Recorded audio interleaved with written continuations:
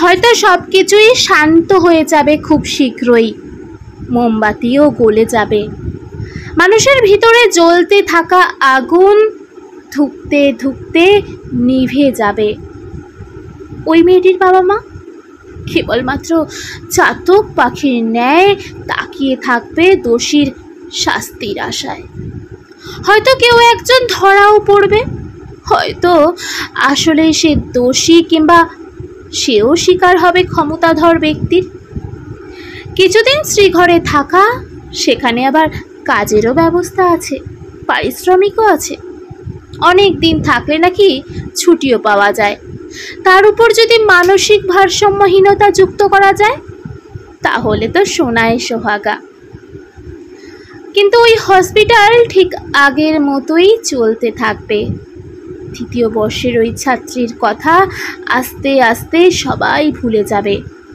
ওই seminar room আগের মতোই চলতে থাকবে। আবার কোনো এক রাস্তায় একা একটা মেয়ের সাথে একই ঘটনা ঘটবে।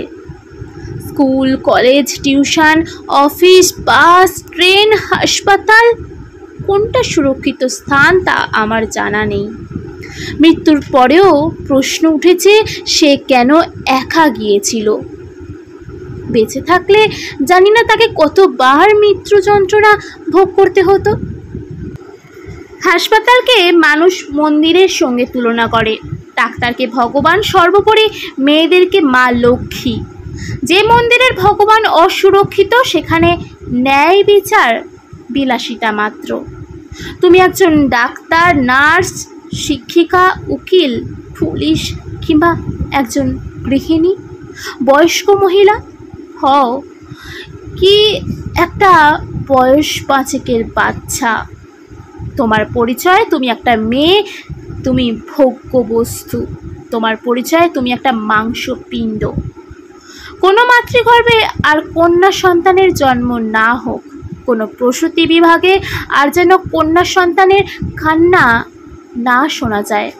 প্রতিটা কন্যা ভ্রূণ শেষ হয়ে যাক মাতৃগর্ভে। কোনো মা যেন আর একটা মা লক্ষ্মীর স্বপ্ন না দেখে। এই পৃথিবী মেয়ে মুক্ত হলেই হয়তো এই পাপ মুছে ফেলা সম্ভব।